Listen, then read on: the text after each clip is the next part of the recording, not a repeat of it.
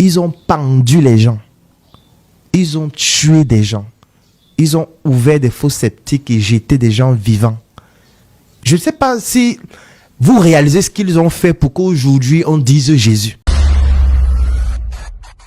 Je veux finir par quelque chose qui t'attire à la foudre de toute l'Afrique, je dirais, et je pense que tu vois déjà. Non, forcément. Je ne pourrais pas finir sans ça. Jésus est un arnaqueur. Mon Dieu. Des fois, je regarde tes vidéos, je me dis, oh, je m'inquiète pour toi. Je regarde tes vidéos, je dis, ah, le gars là, je l'aime bien, mais là où il va, là, vraiment, est-ce que s'il s'attire les ennuis, même, on aura envie de l'aider? Jésus est l'Afrique. Jésus est tout pour l'Afrique. Mais comment... Et des fois, je me dis, mais ce gars, il doit vraiment avoir les cacahuètes dans une autre matière. Ça doit être du bronze ou de... Mais comment, en Afrique, tu peux te tenir devant une caméra?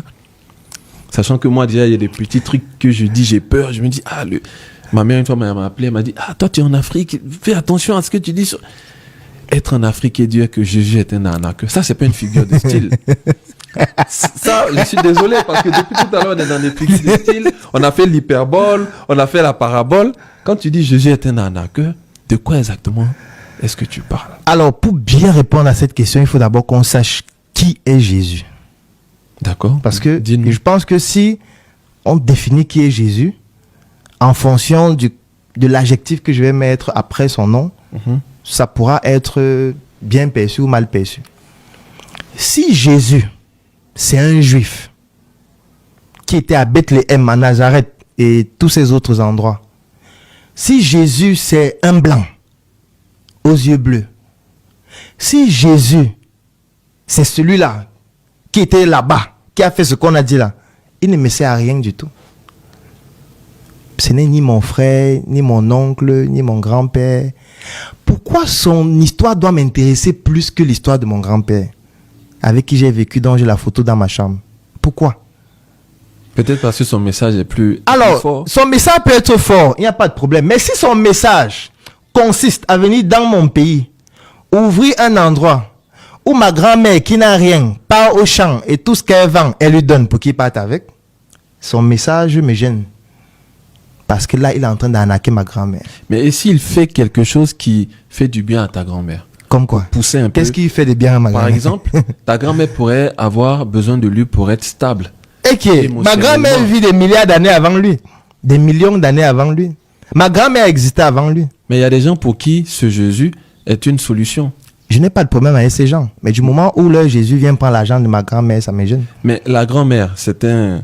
bon, on va dire que c'est une grand-mère qui a toutes ses facultés. Hein. On ne la braque pas non plus. Et tu as bien dit... Bon, en même temps, tu as dit viens prendre. Est-ce que tu veux dire qu'elle lui donne ou il vient prendre? Il vient prendre. J'explique pourquoi je dis qu'il vient prendre. Vas-y. C'est un exemple. Moi, je suis à Côte d'Ivoire actuellement.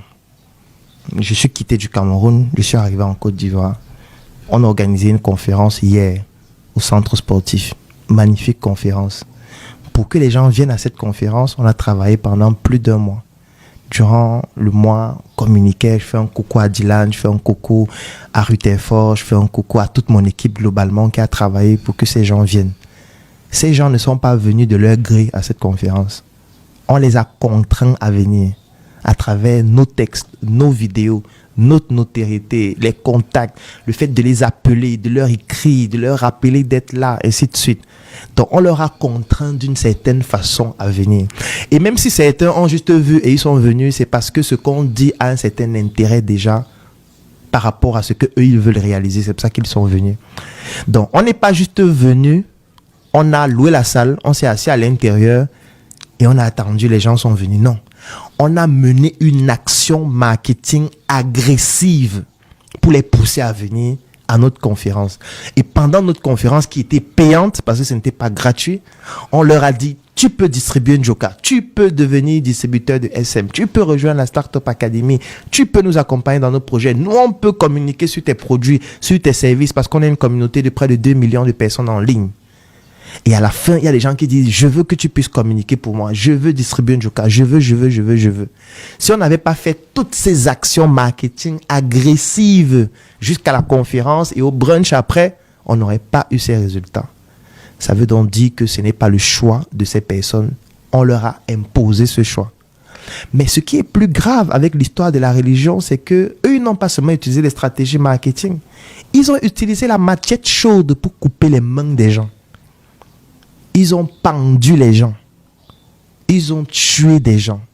Ils ont ouvert des fosses sceptiques et jeté des gens vivants. Je ne sais pas si vous réalisez ce qu'ils ont fait pour qu'aujourd'hui on dise Jésus. Effectivement, peut-être qu'il n'y Voilà. aura pas assez de monde qui... Oui, connaît parce que quand ce je pan dis de ça comme l'histoire. ça, quand on dit juste Jésus comme ça, les gens ne comprennent pas d'où vient le fait qu'aujourd'hui on disait Jésus comme ça.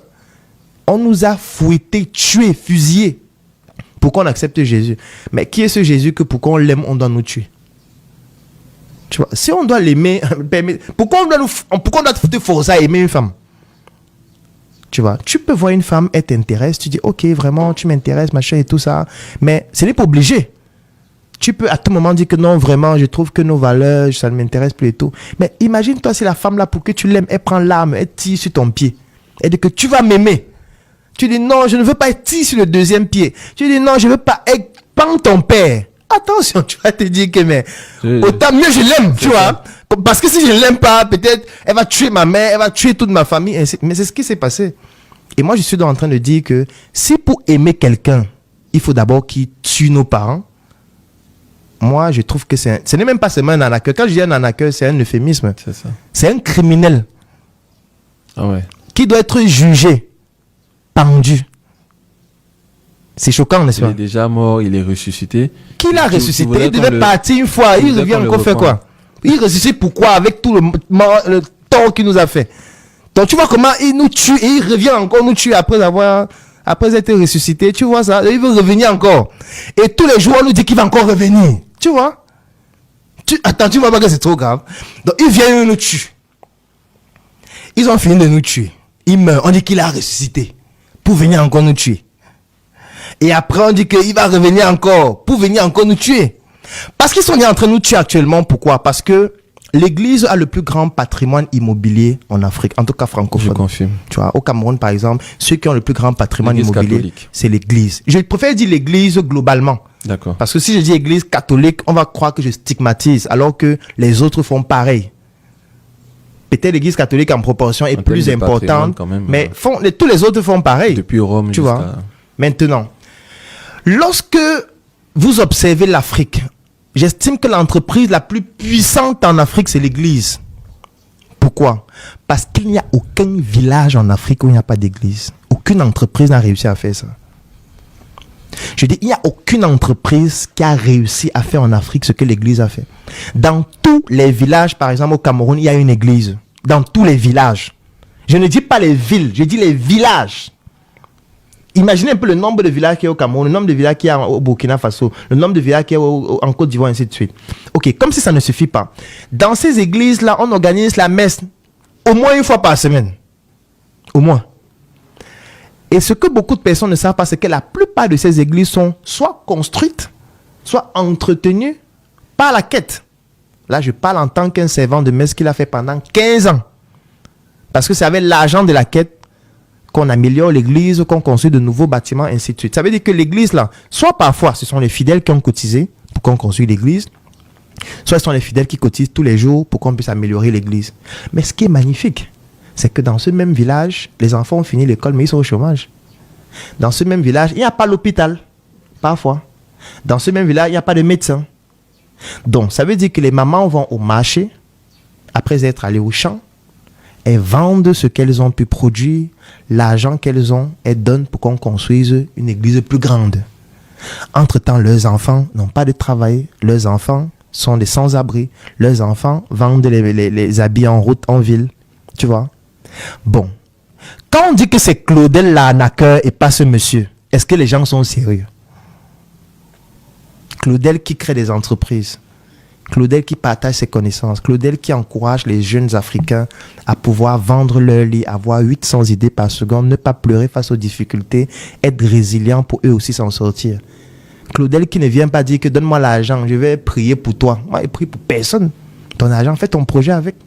Si tu penses que nous, on a un projet qui peut t'intéresser, viens investir. Tu n'investis pas pour moi, tu investis parce que tu veux gagner. Parce que les gens pensent parfois que quand ils investissent dans un projet, c'est pour moi qu'ils investissent. Non. Quand tu investis, c'est parce que tu veux gagner. Tu veux avoir les dividendes. On a un contrat. Si ça ne se passe pas bien, on va partir au tribunal. Donc, c'est pour dire que tu ne le fais pas pour moi. Est-ce que tu as signé un contrat avec le pasteur?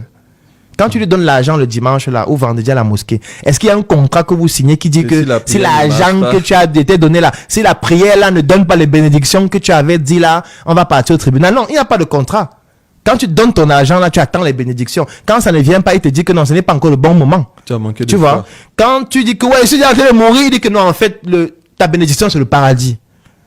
En fait, meurs et puis ce sera au paradis. Il m'a dit que c'est au paradis qui va gérer ta situation. Mais quand tu donnes 100 francs à Claudette, tu dis que où est passé l'argent des gens alors qu'ils s'habillent en SM tous les jours, alors qu'ils développent la marque partout à travers le monde, alors qu'une Joka est consommée dans plus de 17 pays. Toi, tu ne vois pas ça. Tu vois juste que c'est moi le bandit.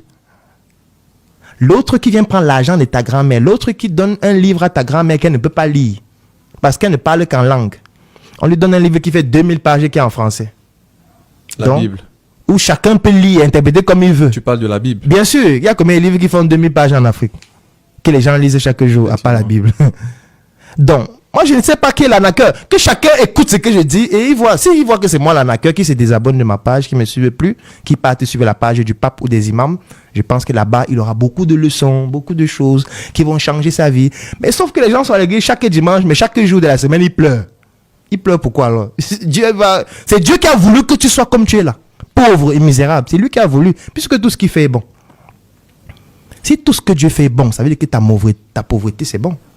Ta misère, c'est bon. Puisque Dieu a voulu ça. Il a voulu que tu sois misérable pendant 20 ans. Ta bénédiction va venir dans 20 ans. Tu vois. Pour d'autres, la bénédiction, ce sera après la mort. Donc, mon frère, meurs seulement. Tu auras ta bénédiction après. Merci. Wow. Franchement, j'ai l'impression qu'un podcast avec toi, c'est minimum 4 heures. Minimum 4 heures. Merci pour ce franc-parler. Je t'en prie, mon frère. Et ce qui est exceptionnel avec toi, c'est que tu assumes chaque chose que tu dis. Non, bien sûr. À un moment, je me suis dit, pourquoi c'est dans ton podcast? Tu es venu lui poser la question sur Jésus. J'espère qu'on va en donner pour tout le monde. Oui.